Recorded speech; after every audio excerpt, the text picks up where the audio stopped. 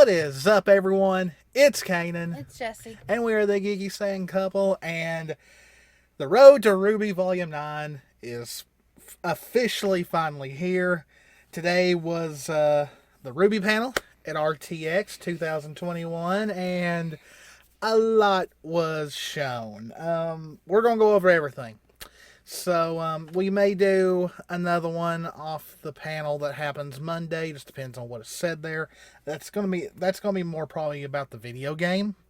But we did see some of the video game in this panel, so we are going to go right down through it. And as always, if you guys enjoy our content, please hit the subscribe button, hit the notification bell, click that like button, leave a comment. We're trying to hit 500 subscribers before the end of the year. And the way things are going, we may get very close to that before the end of the month. So the panel started off with introductions, pretty much. Everyone that was pretty much on the panel last year was on the panel, including Lindsay, Kara, Aaron, and Barbara. So the first thing we're going to talk about is, I know this is more Cal and Hunter's shtick, and I usually don't comment on the merch, but first they talked about the RWBY RTX merch, and I'm sorry, it's awful. It's just very plain. One of them is literally just a CD disc on it, and it's, how much are they? Like $40? And I don't know, I'm kind of like Cal on this in that I just don't believe spending a bunch of money on merch that has a very small print on it. I don't know. I like the Cinder shirt, but it's art they've already used, and it's a long sleeve shirt. It's July. That's one thing that it did get criticism for, is that it's a lot of long sleeve stuff and all that, and it's July. The RWBY hat that they're doing looks like, I want to like the font, but the B and the Y both look like B's. You can't tell the Y for Yang is a Y. I don't know. It's like I said, I'm not a merch critic, but I was like, ugh, this just doesn't look good. Now, that's the first little bit of merch. There was some merch that comes later that I do really like, so we'll get to that later. They brought back the RWBY Geeky Tikis, which they talked about last year, but I get they're now available now. Only problem is they're $30 a piece. I if they last, I might still get at least Yangs. But yeah, $30 for a cup. I know it's a licensed product and all that, and that's to come. That's but. Whew, $30. That's a little steep, but they do look nice. I'm kind of like Aaron. I don't know if I'd want to open mine and actually drink from it, but Yeah, I don't know if I'd want to. I'd probably just want it to actually be displayed. yeah, because in this day and age, if it's a licensed thing, even if it's something that you actively can use, like a cup, you still want to set it up like it's a statue or something. The only cup that I'd probably use is the Blake mug. Yeah. That'd be different. But other than that, I don't think I'd want to drink from it. And then we got some more merch, though this is not related to RTX. It was just new merch sets for RWBY. They're not up yet to buy, but we had a John set, which is pretty much his Pumpkin Pete hoodie with the Pumpkin Pete on it, plus some sweatpants to go with it. A Penny, I think it was a shirt, and I think it was Robot Penny and Human Penny on it. And then the one that Jess really wants, it's pretty much was it a hoodie? It's a fuzzy hoodie. It's a fuzzy hood. It's a velvet fuzzy hoodie. The hood's got bunny ears on it and all that. It's cute. The price tag isn't cute, but yeah, it's $90 pretty much. But that's around the same price the Bumblebee jackets were, and we got those. So yeah, that's why I haven't really rolled it out. It's just they also showed a really cool blanket that's the map of Remnant. It looks really cool. And also the Volume 7 soundtrack is finally getting its physical release. They showed that off. And then, of course, the Ruby Roman holiday novel, and Eddie made a really big deal about how no one has heard about this on the internet. Yeah, you could tell they were a bit annoyed that Amazon leaked it early, but yes, the Roman holiday novel, which will feature Roman and Neo, comes out September 7th, and they did confirm it's pretty much an origin story, so that'll be very, very interesting. We'll finally get the full story, I'm guessing, on Roman and Neo meeting and all that, so that's a story that many in the RWBY fandom have been wanting to see.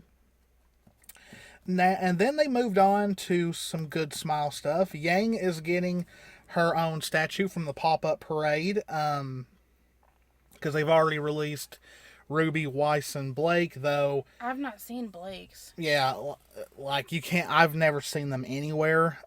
Apparently, Ruby and Weiss are on the Rooster Teeth store. I've seen Weiss used on websites and all that, but the Rooster Teeth store was the first time I've seen Ruby, and I think I've seen Blake's. I just didn't realize it was one of those statues. Yeah, I'm not sure. I mean, I know Good Smile, even if RT sells out on their store, Good Smile still sells those. Yeah. And they did confirm that Penny is getting one as well. So, of course, that's way down the line. Yang's statue wasn't even colored yet. It was like the prototype. So, that is cool. They talked about the Ruby standees, which had those had already been shown. They are cool looking. Barbara, of course, had Blake and Yang already made. She had Ruby and Weiss, she just hadn't made them yet. I do like how they have them packaged. Yeah, like, they're like puzzles, and like puzzles you can put together.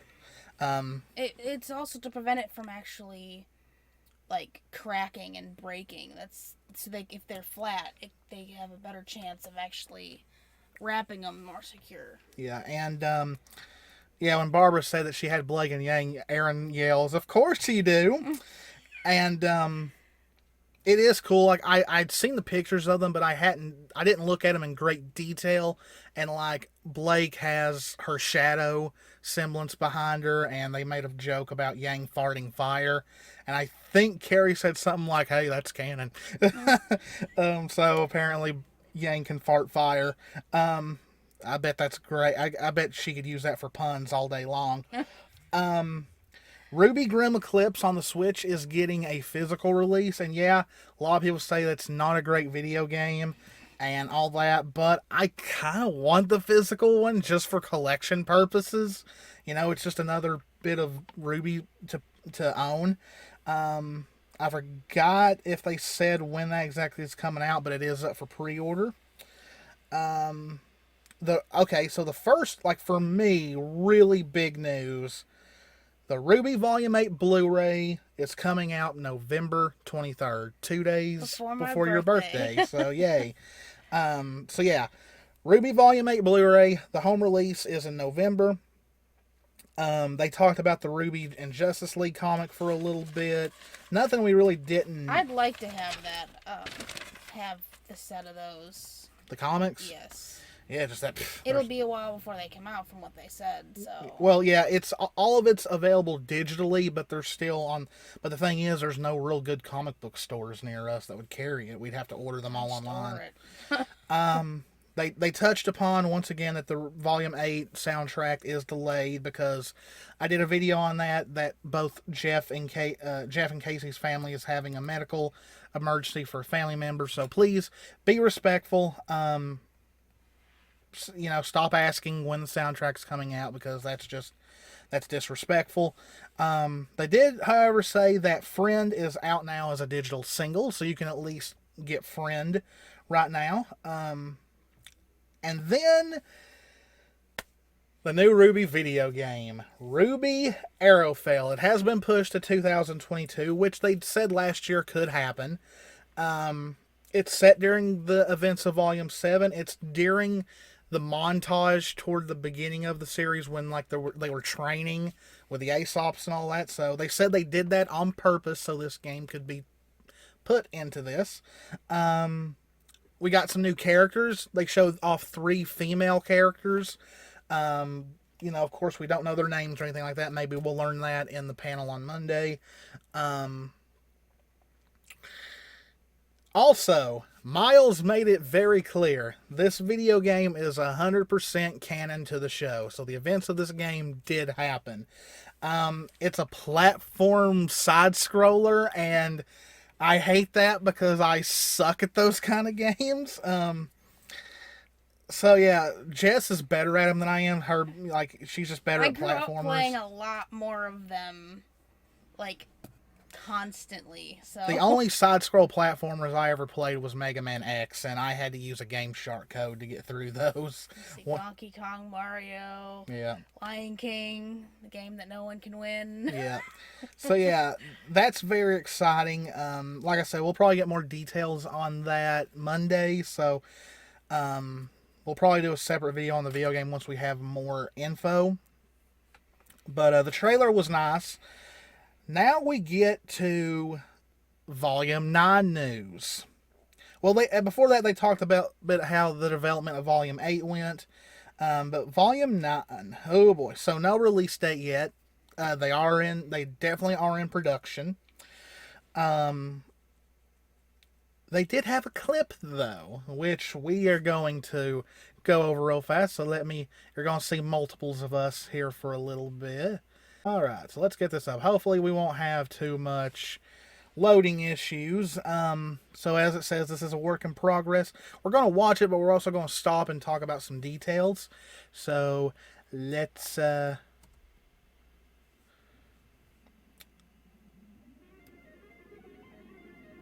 sounds like old school video game boss music. All right, so starting off, this is I think this is going to be episode 1 of Volume 9. This is how Volume 9 is going to start. I think this is the first episode. And it's pretty much everything that went on toward the end of Volume 8, but from RWBY's perspective.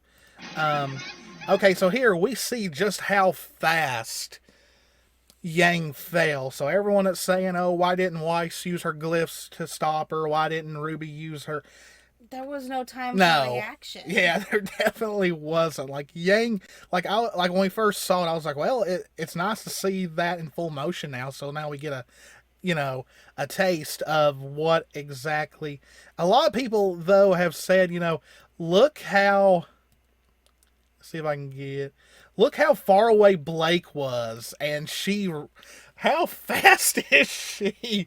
Like, she got there quick. Yeah, all of this is from RWBY's perspective. I wasn't expecting a first-person perspective. So, yeah. Okay, so I'm guessing right here when it goes black, that's when the whole fizzle thing happens. But here's the thing, though. RWBY wakes up, and it's in this very slow motion thing going on at first, and like these red orbs are all over the place. And I thought maybe they were something important because it did this, and I was like, "What the hell is that thing?" Like I don't know. Could this be just some of the stuff that makes up this space? I don't know, but it almost looks like RWBY's charging a fireball here or something. But then, surprise, bitch! So Neo, even after they have fallen, she is still trying to kill RWBY. Like, Neo, I love you, but you're getting a bit obsessive at this point. Cinder just betrayed you, sent you to who knows where, and you're still trying to kill her. I think this also, in a way, it kind of makes a little bit of sense because of the theories that we have for 9.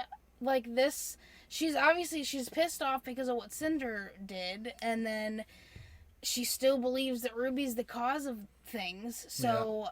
It would lead up to her finally discovering, okay, RWBY didn't do what Cinder made her believe. Yeah. And now here's something else though. this confirms something you and me said during Volume 8. They didn't disintegrate.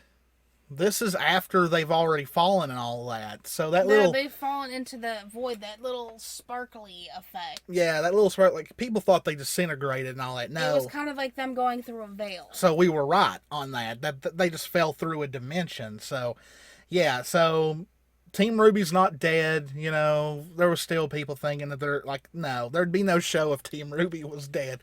The other characters who didn't fall are going to think they're dead. But yeah.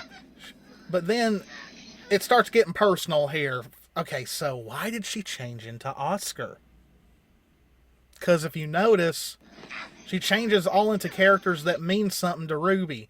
She turns into Yang and punches RWBY as Yang. That's wild. And then she changes, like, this is what hurts the most, okay? She changes into Penny. RWBY right now does not know that Penny is dead again. And she literally tries to choke out RWBY as Penny. Like, it's almost...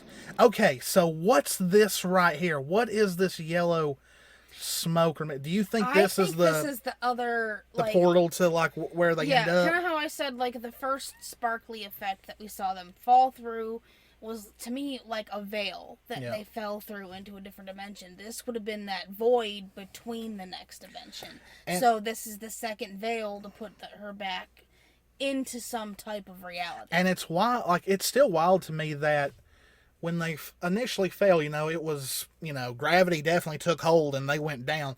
But in this space, it's a void. In a void, like the gravity would obviously be different in a void. It's a very slow gravity in this area, it seems like. Yeah, I'm thinking, yeah, this is like some... And then Neo just goes... She's like a Looney Tunes character or something. She just goes barreling over end. And they fall through this yellow mist. And yeah, it's very Kingdom Hearts. They even pointed, like, the fandom... Quite a few Kingdom Hearts comments through the panel, too. Yeah, like, once this whole clip was over with Barbara started going, you know, simple and clear, like... Well, there was another comment about the, our chain of memories. Yeah. So, we once again get, you know, so we're on the beach. We get a bit more, we get to see a bit more here. A lot of shells. Giant ass shells. Yeah, a lot of shells. And they're worlds of kind of starfish. Yeah. And we hear someone screaming RWBY's name. I think it's Yang, but I can't tell. Because I'm not sure. Because the way the echo is, I can't pinpoint it yet. But as you can see, RWBY is fine. She's the first that we see in this new world. Here's the thing, though. Even though her and Blake fell at the same time and were next to each other, Blake's not there. And even though... Neither is Neo. Yeah, neither is Neo. So they obviously got transported to different areas, which...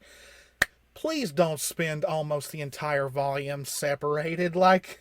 I think they're just they would have obviously been scattered, and it seems that the main falling point, judging by like the clip we saw at the end of 8, is all on the beach. Is all different points on the beach. Yeah, because Crescent Rose is not here either. And it'd be and then we saw it's definitely a different point on the beach. Yeah. So yeah, RWBY is fine. She's alive. Yeah, big shells. Giant starfish. Yeah. The water is a yellowish light color. 2 suns. Boy, I bet they're going to have to like alter their outfits because their outfits are made for like the cold of Atlas. Yeah. So we may get Yang without her bomber jacket. I don't know if Please. I don't know if Blake is really going to be walking around in just a cat suit. But this is going to be interesting. But yeah, I'm getting hot just looking at that, and it's blistering hot here anyway. We just don't have an ocean, sadly. I wish. Very eerie in a way. It's so quiet. That's one thing. And here is Yggdrasil, pretty much. I'm really guessing that this is based off Yggdrasil. A lot of people are saying Wonderland, but I'm thinking we're going into some Norse mythology here. I think we're gonna do a video on this, but I think that this is supposed to be the tree that connects all of these vault worlds together. Like I really think we're going for like some Asgard, you know, stuff here. And I also do believe, especially because of the things that were commented on, that there's huge inspiration from Kingdom Hearts, which also ties back into when they first got these outfits. Yeah. Everyone was making comments about that. I know they did during the panels and stuff like that. So, yeah, it really does show that they have taken a huge inspiration from that, which is known because also of the relation to Tifa and Yang. Yeah. So it's just kind of that's cool more Final Fantasy, but she's still in that. It's still Square. So I mean, it just kind of makes sense. Well, birds exist in this world. We know that.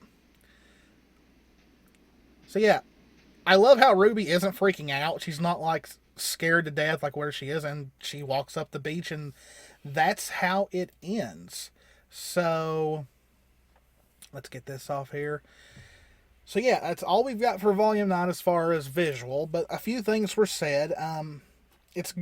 It's going to be a different volume. Pretty much, it's going to be like a psychedelic fever dream. It seems like we're probably going to see some out of this world stuff. Apparently, many on the crew say it's their favorite volume, or that it's the most unique volume. Barbara said that it's her favorite volume just based off the script alone. So that's interesting.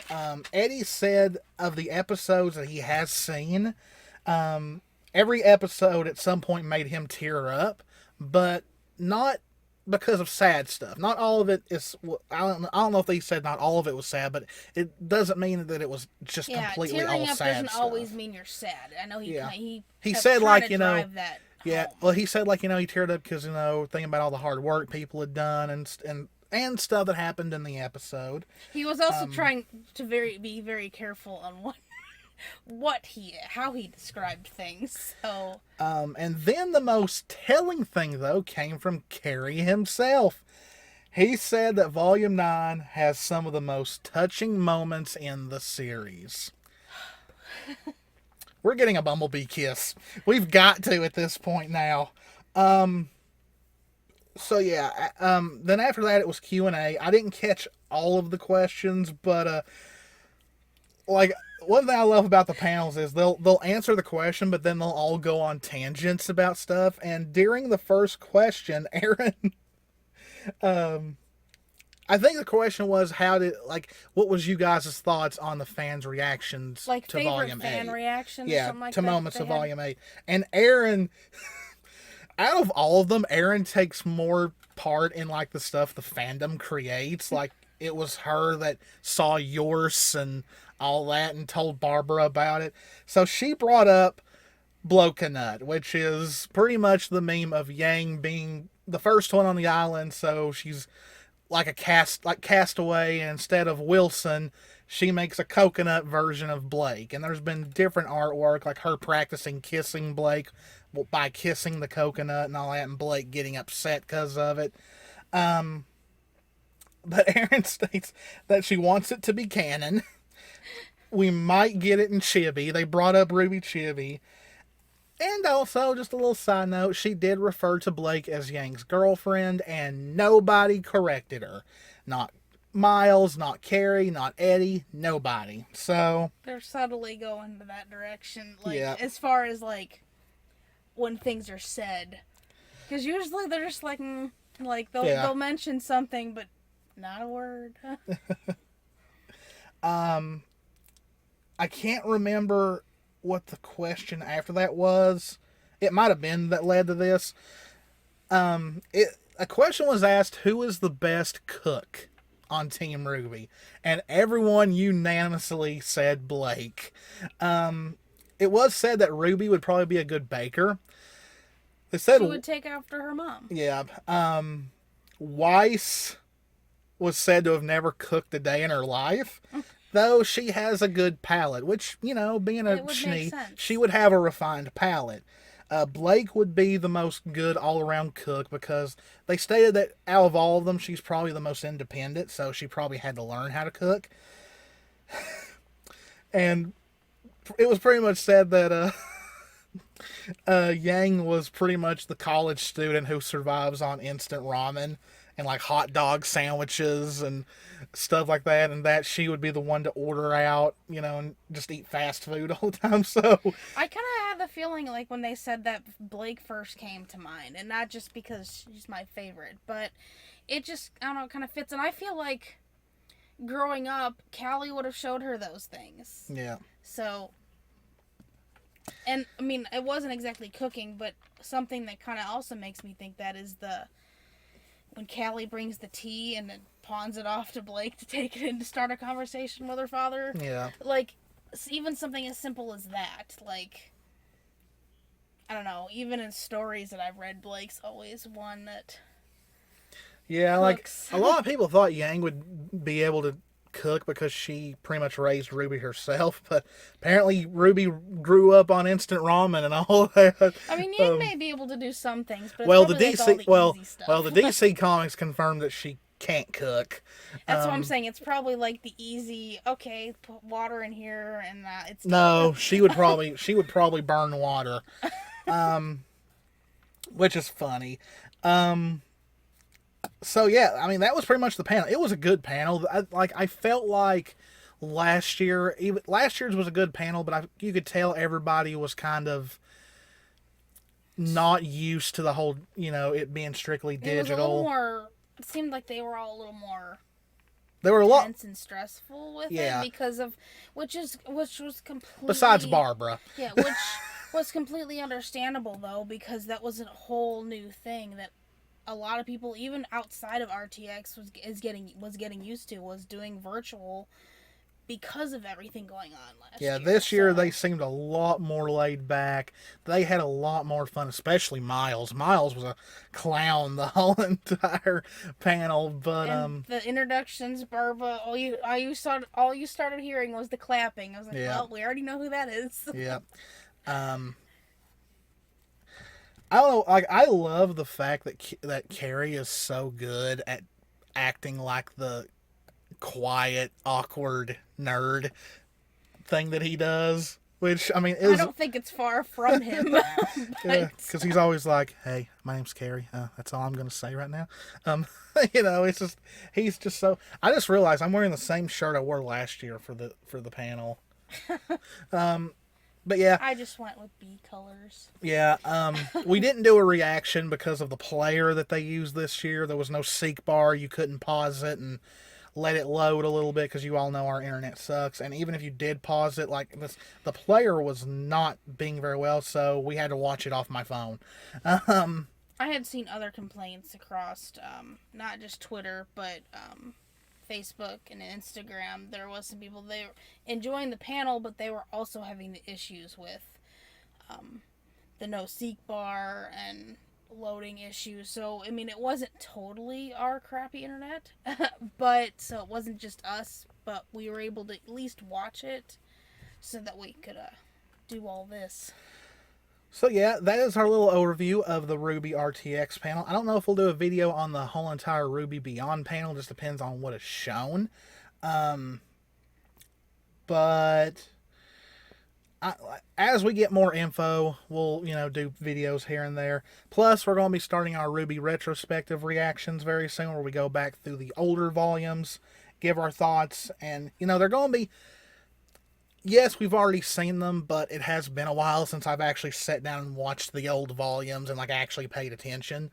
But they're kind of going to be like little small reactions and mostly discussion videos where we talk about stuff that happens and how it would affect things later and things that still haven't been touched upon. But yeah, so didn't want this to be very, very long, and looks like we went at about 30 minutes, so we're going to end it there. If you guys enjoyed it, like I said, please hit the subscribe button, help us get to 500 subscribers, click that like button, click that notification bell, leave us a comment. As always, guys, this is Kanan. This is Jessie. We love you all very, very much. Stay safe out there, take care of yourselves, and we will see you in the next one. Bye.